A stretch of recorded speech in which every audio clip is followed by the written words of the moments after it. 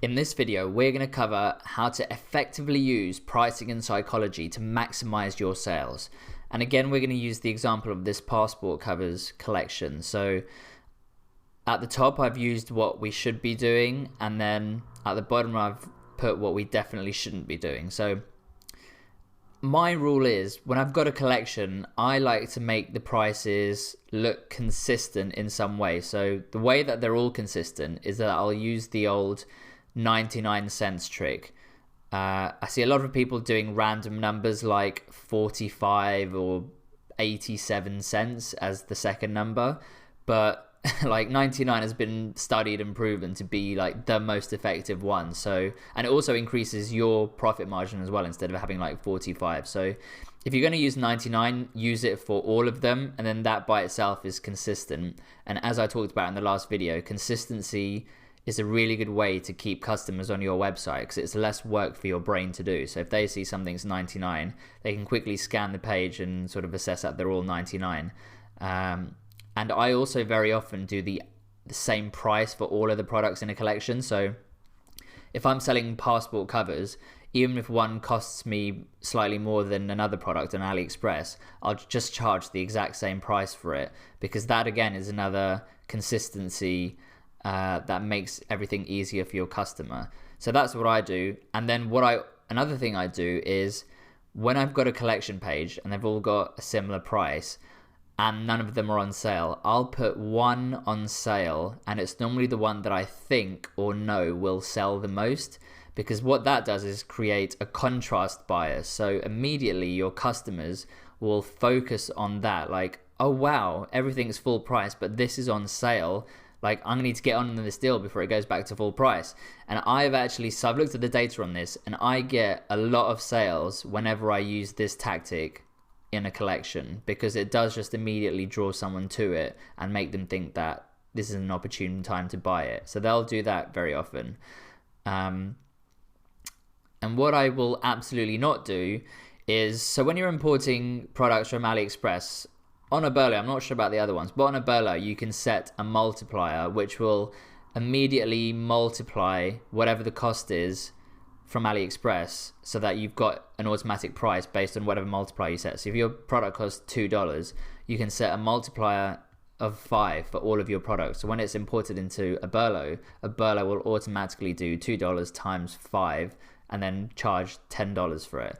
The reason I don't like that is because products are very often a random number in AliExpress, which means they'll turn up to be a random number when Oberlo converts them as well. So here I've just done it naturally from AliExpress, and as you'll see, it's like $9.72, 16.54, 9.50, 7.98. Like, as I mentioned before, and I will keep repeating because it's so important, do not make your customers' brains work harder than they need to understand what you're selling. So try and have a very consistent price here. And it also just raises questions of trust of why these are all so random. Like, something just doesn't look right.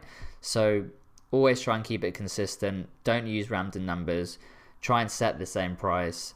And then that's a much better way to do it. And this isn't related to price, but the other thing I have to say is, when you do import products from AliExpress, in addition to changing the price, also change the name. Because again, I see this so often where they'll just keep the name from AliExpress, and the names on AliExpress are terrible. So I always change it to what the product actually is.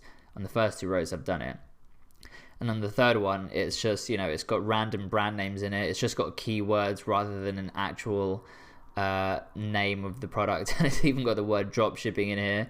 And you will be surprised. Like, I've done a lot of research on dropshipping stores. A lot of people do this because they're under the impression that dropshipping and just business in general is so easy that you can just import loads of stuff like this, click one button, and then you're just going to start raking the money. And like, guys, that's not how it works. Like, go on any successful e-commerce website like Amazon, or if it's fashion, like ASOS in the UK, and just look at what they do. Like, they don't do things like this. So try and copy them, because they're the ones that have spent the money to figure out what works best. So just try and emulate them, and then you'll see better results. So make the extra effort to set manually the price and the title, and you will get better results than just having garbage like this, which it's just inexplicable.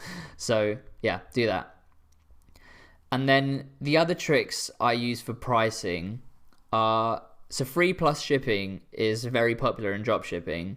A lot of people say it's kind of on its way out now just because the Facebook advertising and Instagram advertising costs are increasing, but that's just nonsense, because that's not the only way you can promote free plus shipping. Like, you can just have an Instagram account, grow it through great content, and then just offer it as a deal in your regular posts. Like, there's nothing stopping people doing that. So free plus shipping isn't dead, it's just more expensive to do on Facebook advertising. So it's still a great strategy of getting people very interested in your website and getting clicks to your website.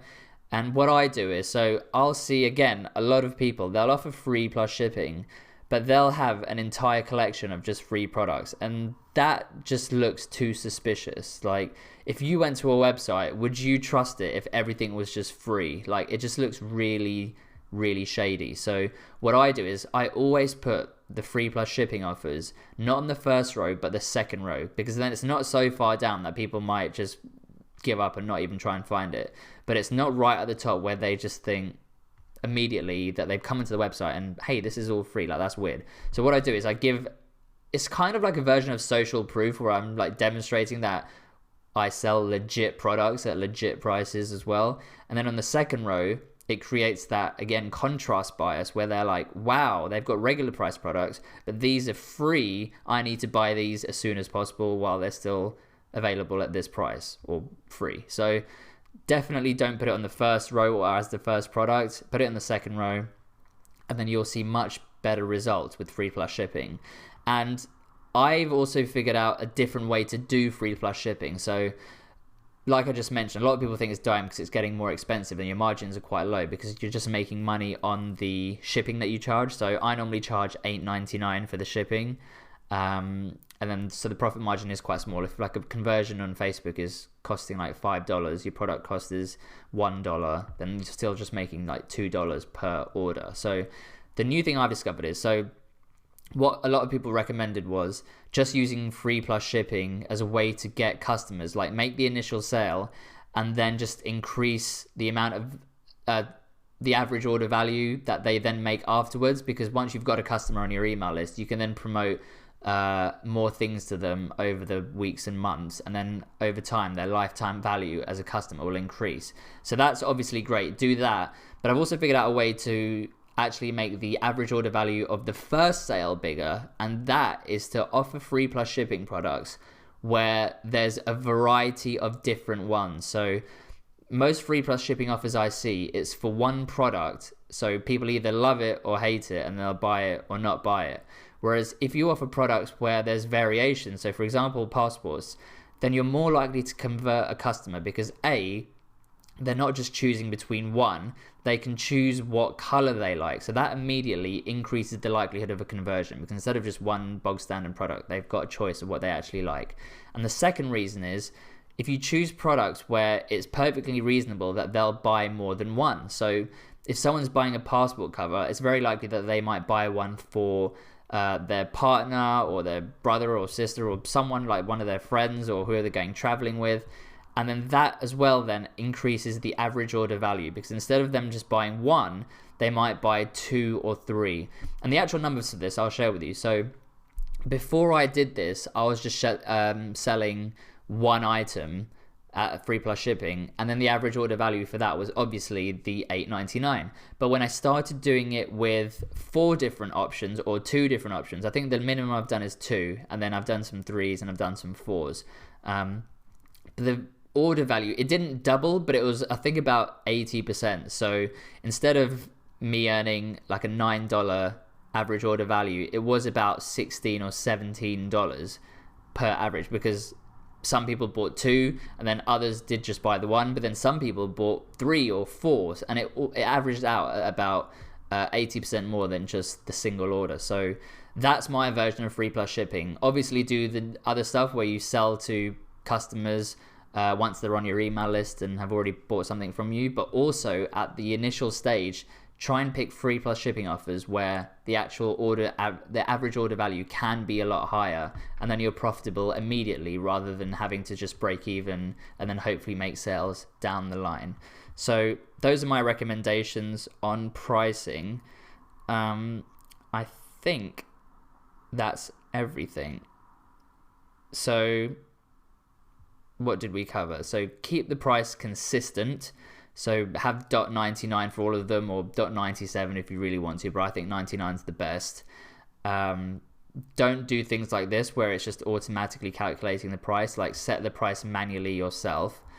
Then use the contrast bias of having everything not on sale except one product that you think might sell the best, and then even if it's like, here I've just done like a few dollars smaller, so I'm still making like a good profit, but it's just a tiny bit smaller, and then that will immediately trigger people to want to buy this more. And then also, when you do free plus shipping, don't put it as your first products and don't have them as all of your products. Put them on like the second row, and then that's a lot better. And the reason why I use red as the sale price, like people use blue and yellow and green, red is has been shown to draw the most attention because it's sort of associated with like danger or stop or alert, and then that immediately draws people's attention to that number. And that's worked very well for me to use the red rather than anything else. So those are my tips.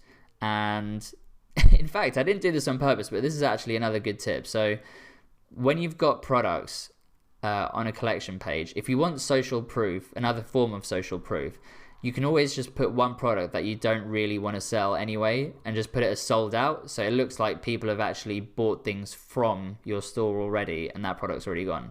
But I would use that with caution because you're taking up space for a product that you can't sell. So it's a potential product wasted that you could have been selling something else and making money from.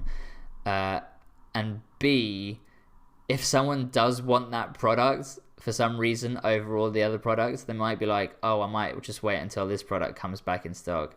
And then every time they visit, it'll just still be out of stock. And then you're not going to get a sale. So you can use that as a form of social proof if you need it to build up trust. But maybe avoid it and focus on other ways to get social proof that I've mentioned throughout this course.